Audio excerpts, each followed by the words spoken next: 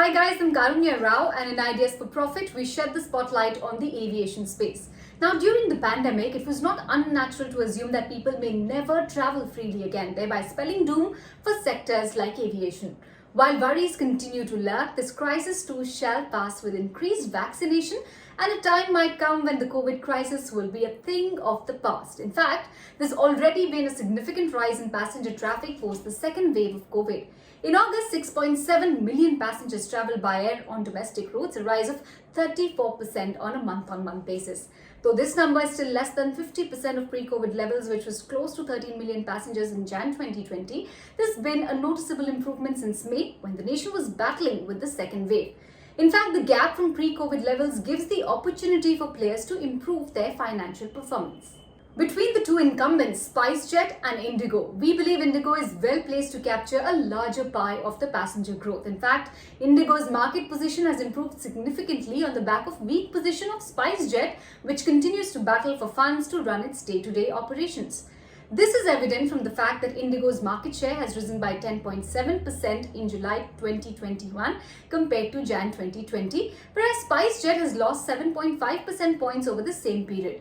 IndiGo is a clear leader in the Indian skies with a market share of 58.6% as of July 21, whereas SpiceJet has a slim share of a meager 9.1%. SpiceJet continues to aggressively cut costs, renegotiating contract terms and getting extra time for payments. Another factor that has helped the company survive is the compensation received from Boeing for grounding 737 MAX aircraft. And despite all this, turbulence is still expected to continue for the company. For the sector as a whole, there are now conflicting factors at play. For instance, on the positive side, the government has lifted the cap on maximum capacity, which would lead to increase in passenger traffic and higher revenue. But at the same time, fuel costs are also rising at a rapid pace, which would impact the operating profitability of the companies, as fuel costs account for 44.5% of net operating revenue in Q1 FY22. Another uncertainty is the spread of the Delta variant. If we take cues from the developed world, then despite significant vaccination, countries like the US and the UK are facing a surge in COVID cases. If there's a third wave here, then the upward trajectory in passenger demand might witness a reversal. Furthermore, SpiceJet's balance sheet looks stretched. At the end of FY21, it had a total debt of 707 crores and a negative net worth of 2,571 crores. However, there is a green shoot in terms of its cargo business, Spice Express, which has emerged as India's largest air cargo operator during COVID. Now, SpiceJet is hiving off the business to dedicatedly focus on the business and raise additional capital to keep the operations going.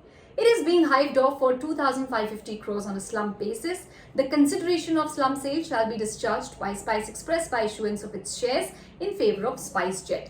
The move will help Spice Express raise capital independently of SpiceJet to fund its future growth. The amount received by SpiceJet will be used to discharge 500 crores worth of unsecured loans. It will also wipe out a substantial portion of SpiceJet's negative net worth, helping the company raise additional funds through various routes. Currently, SpiceJet has plans to raise 2,500 crores via QIP. Overall, SpiceJet's management is doing everything it can to keep the show running. However, the cash situation and rising fuel prices need to be monitored closely, as that can play spoilsport. Instead, we advise investors to pay a premium and buy the leader IndiGo, which not only has managed to navigate well during the pandemic, but also has come out stronger. IndiGo deserves a premium, especially in a very high growth market such as India.